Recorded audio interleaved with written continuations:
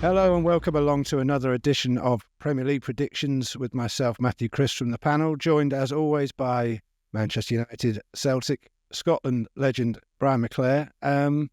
Brian, before we start this week, we lost a great United colleague of yours and somebody I know you were fond of, the great Denis Law. I just wondered if you had anything to say about the great man. Well, you're absolutely right there. Not only was he a great footballer, Matthew, he was a very nice man. Any time that I came across him, he was always in great form, always happy to tell one or two stories about his life, good sense of humour, and always a joy to be in his company. And indeed, for me, that I met him probably in the early days of my journey at Manchester United, probably going back to 87, I think maybe 87. And he gave me some advice, Matthew, and what he said to me was, don't score hat-tricks, just score two. If you score two, the crowd and everybody else will be very pleased. If you score hat-tricks, they'll expect you to score a hat-trick in every game. And I thought, well, it took me a little while to understand what he was on about, you know. So I didn't know, I didn't check through his statistics, which were pretty impressive to see. He scored a lot more than 3 in some games, but I thought that was pretty interesting, really, about what he was trying to say, you know. And he's probably absolutely right about that, you know, so. Well, I'm glad you took his advice on board, looking back at your career statistics. The great Denis Law, who we lost last week, fondly remembered.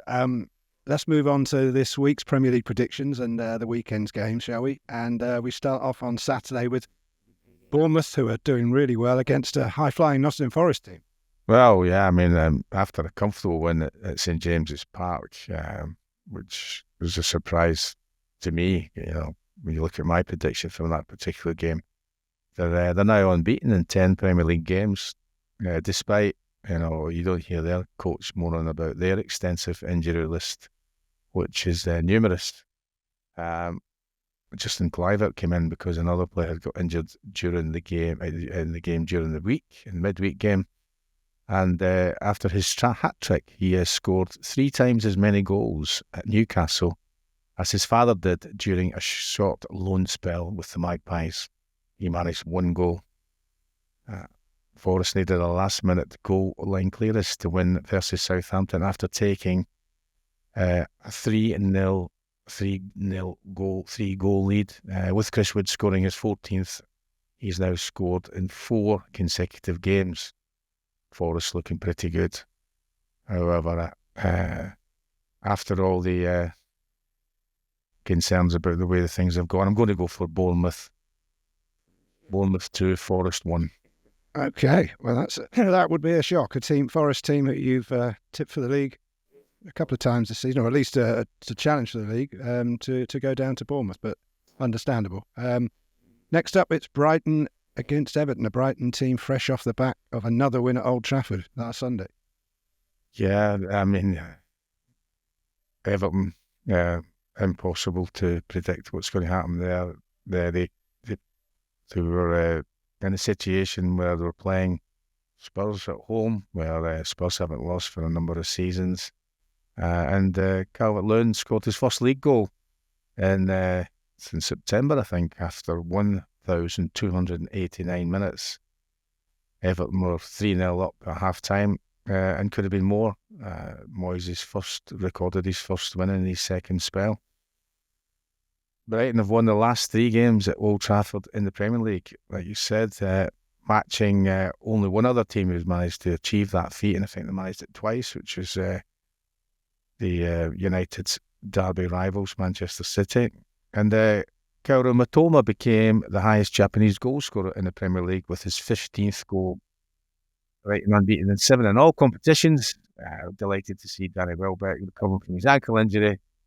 Back and play against United. They didn't score, but certainly was a handful for United's back 3.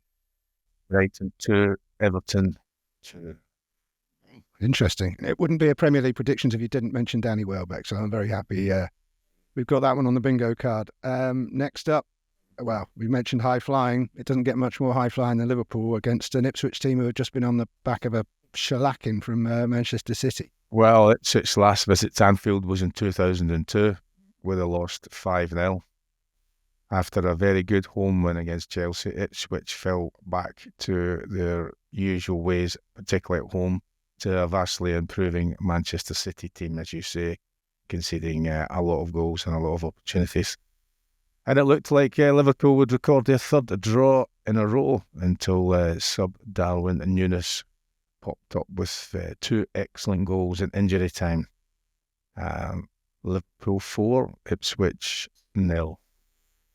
Yeah, predictable but understandable, I think, that scoreline. It's interesting you mentioned those late Liverpool goals there. I mean, from somebody such as yourself who's played in teams that were famous for these last-minute injury time winners, do you think there was something telling about the way they scored at Brentford last week, and then obviously Arsenal dropping points? I remember your United team doing that and everybody thinking this is the way you win a league title.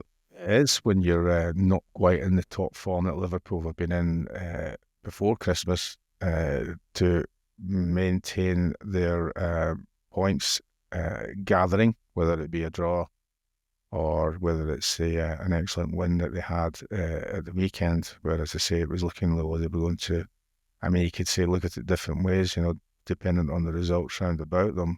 Were they in a position to gain a point if they got a draw, but they got 3, which is, I'm sure that Arne Slot would be delighted with that. Yes, last minute goals. They're in that situation where they like Manchester United teams of the past used to believe that you would get a goal, and Liverpool are very much with that mindset at the moment.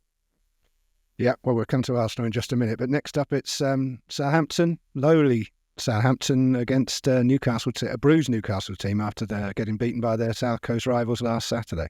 Well, Newcastle couldn't extend their record-winning run as they slumped to defeat by Howe's old club of Bournemouth.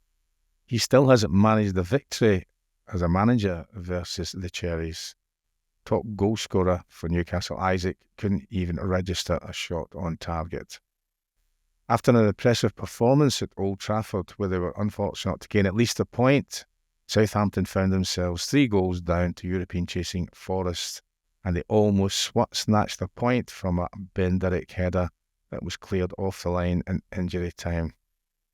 But I think Newcastle will recover, and Southampton's difficult run to continue. Southampton 1, Newcastle 3. Okay, well, we mentioned Arsenal just a few minutes ago, and they're heading to Wolves' team in desperate need of a win, and Arsenal as well. They really need to get some wins under their belt after what happened last week against Villa. Well, I mean, again, Arsenal dominated the play against Villa and getting a 2-goal lead and looking comfortable with Leonardo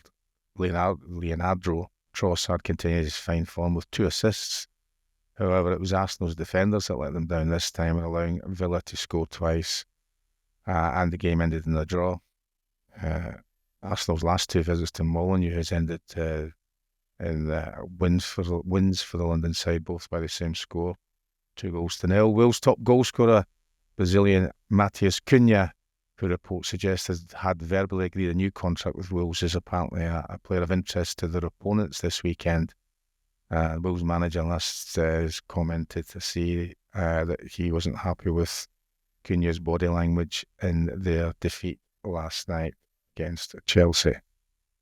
Wolves have now conceded 51 Premier League goals, 19 of them from set pieces, which is 7 more than any other Premier League side. The 3 defeats in a row leaves them very much in the relegation zone. And they've got some difficult fixtures coming up, including this one. Wolves 0, Arsenal 2. Okay, a much needed win for Arsenal that would be. And one more game on Saturday, the 5:30 game, and it's Manchester City against Chelsea. Now, can we really see City putting a run together now and challenging Liverpool after their positive result last week? Well, we spoke about City all the way through. Yeah, even when they were in the midst of a difficult run where they weren't winning and losing a lot more than they expected. But they're still there or thereabouts, and they are still in the hunt. Yeah, you can see certainly examples in the Premier League history where teams have come from behind to sneak into potentially will lose. So they're very much looking for a Champions League spot. But when you win things, you're used to winning things, they'll have their eyes on the winning another Premier League, I think. It's again shown signs of improvement, 67% possession, 17 shots, 9 on target, 6 goals, and Foden and De Bruyne coming into form, which is very much positive for City, but a negative for their opponents. And Chelsea's home win against Wolves is their first league win in 2025. And unusually, there's no goals or assists from Jackson or Palmer. And despite being on the transfer list 3 times, Trevor Chalobah puts in a man-of-the-man performance on his return from Palace. There is a concern over keeper Sanchez, however, who gave Wolves a goal, really, when he made an error. And he now has 4 errors that have led to goals to the opposition, which I think that's the second highest out of goalkeepers in the Premier League this year. City 1, Chelsea 3. Well, so after me saying that City are going to bounce back and they're off the ropes, you're putting them down to another defeat. But yeah, it's... No, what are you on about? City 1, City 3, Chelsea 1, sorry. Sorry, wrong way around there. You got it the wrong way around. I got it the wrong way around. City 3, Chelsea 1. No, just to confirm, so City to win 3-1. Fair enough. Okay. Yeah. So forget what I just said. No, that was me. Okay, right. Just in time, the half-time whistle's blown to save us. We're going to take a breather, a quick drink, change ends, and we'll be right back after this quick break.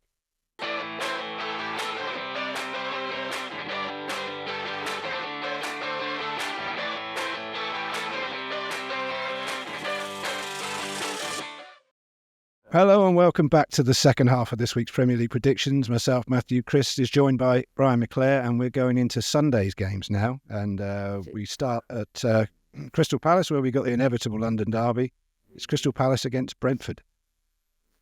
11th place Brentford travel to 12th place Palace. Brentford have 1 win in 8 in all competitions, which was a 5-0 win in their last away game. Palace are unbeaten in their last 6 in all competitions. Palace 2, Brentford 1. So you won Palace. And, well, I've mentioned struggling teams quite a bit in this episode, but none more struggling than Tottenham. And if there are any, then Leicester would probably be in that bracket. So how do you see this meeting between Spurs and Leicester? Well, Leicester have conceded 20 goals and just scored 4 in their last 8 league games. Vardy has scored 2 in the last 7, but he has been starved of opportunities to add to that total. Despite their injury woes, Spurs really should be performing better. 7 defeats in 10 Premier League games, and most of the reports of the first half of their game at Goodison described Spurs as being dismal. So I think that kind of preempts what kind of game it may be. Although I think that Spurs will have, because of home advantage, and possibly been slightly better than very much struggling Leicester so far. Spurs 3, Leicester 1. Yeah, I think it's a case of whoever's not as bad as the opposition in a game like that. But I think if it's not a game I would be relishing to watch, I must admit. Well, you never know. I mean, if they will be, because both teams have very dire need of points and goals and performances. So yeah, something to prove, definitely.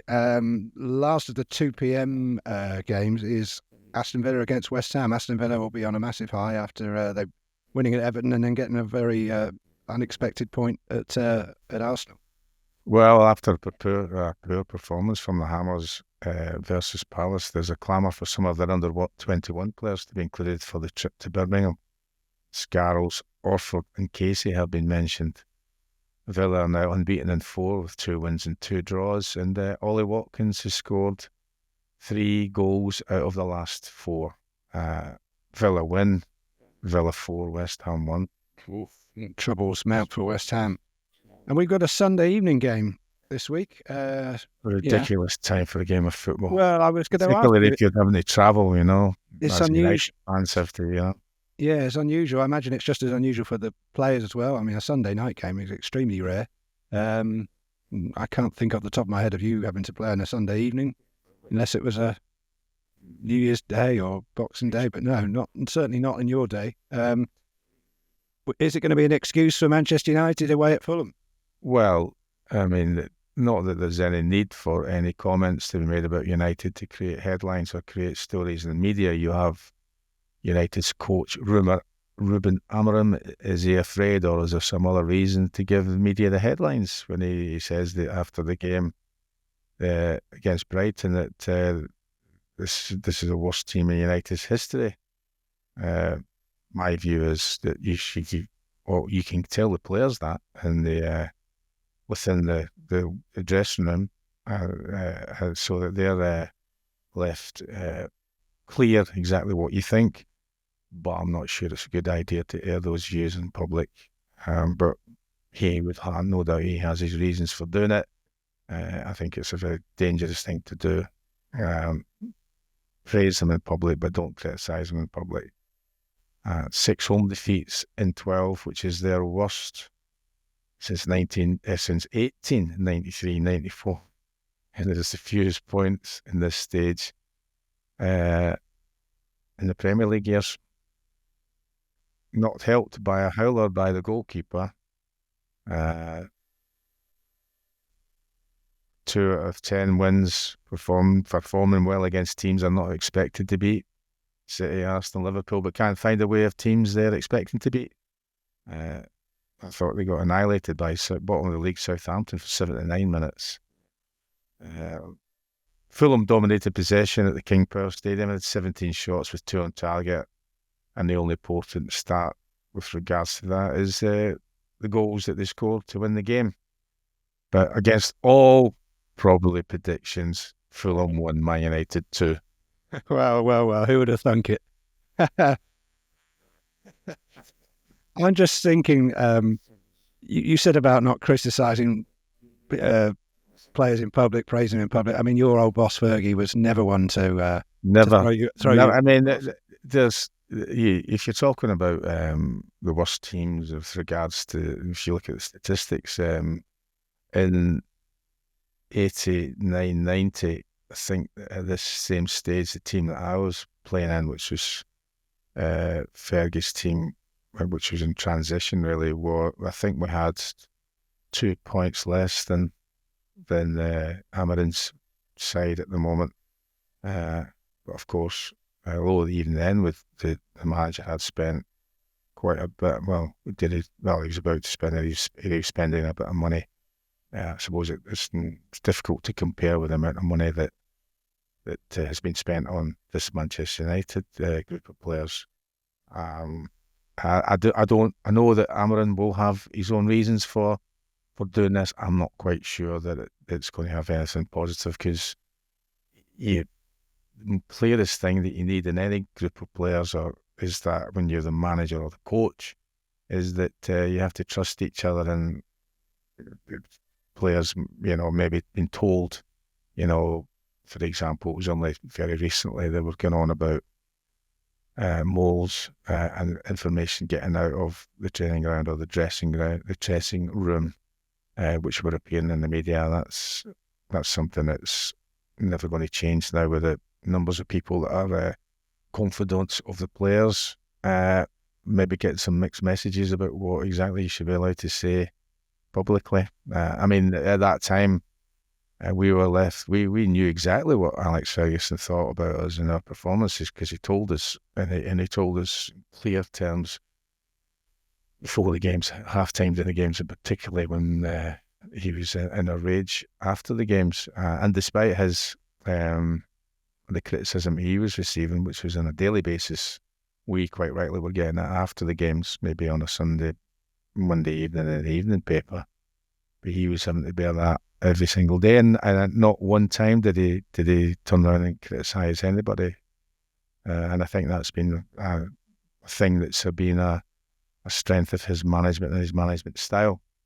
I suppose everybody would like to know exactly what the reason is for Ruben coming out with the statement after the game. Maybe it was just an emotional one. Maybe he was annoyed, upset, and he's decided that being candid in all situations is the best way for him.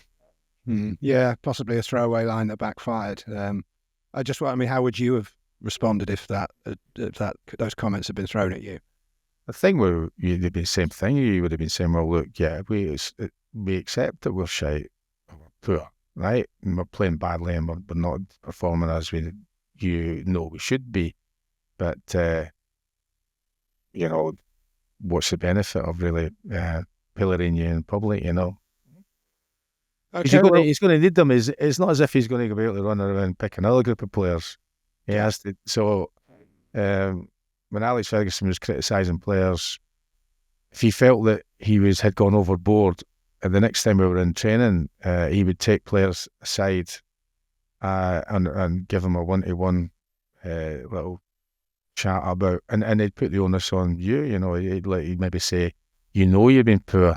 Now it's a difficult one to go, no, actually I was great, and and then say, listen, look, what I said, I think I might have been a bit harsh, or do you think it was fair?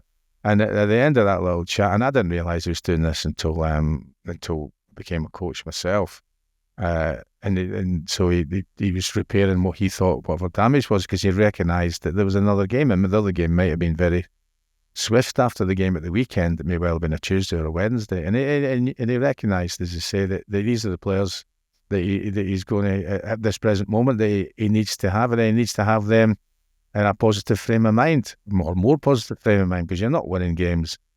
Your confidence does take a bit of a battering, So I'm all for that, telling players and leaving them completely clear what you think, how they're performing, what your expectations are, and can they live up to those expectations? Because really, all he's saying is listen to some simple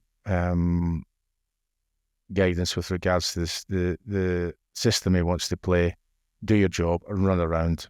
But it would be noticeable for me right at the very beginning that the danger and the weakness of playing with three centre-backs is down the sides of people, centre-backs who are not used to going out and covering in the wide areas, and particularly the right-hand side of Manchester United's back three. Within the last couple of games, it's been a young lad, Euro, who has had a real difficult time, because Amorim wants his two wing-backs to get forward, and it's one simple ball over the top that has created several problems, including goals and against. So, and he said he's not going to change, but it's okay. But and I was wondering why again that it took so long before he made a change to the back three in the game against Brighton, because they were creating all sorts of problems. And the goalkeeper's had some really good games, and he's had some not so good games, and it just seems to be again the same sort of reflection of how Manchester United's season has gone. Well, I say every week we shall see, and we shall see whether it has a positive or a negative effect on that Amorim United team come Sunday evening. Don't forget to keep up with Brian's scores over the weekend coming, and of course leave your comments in the section below whether you agree or disagree with Brian, and we'll see you again soon on the next episode of Premier League Predictions. Bye for now.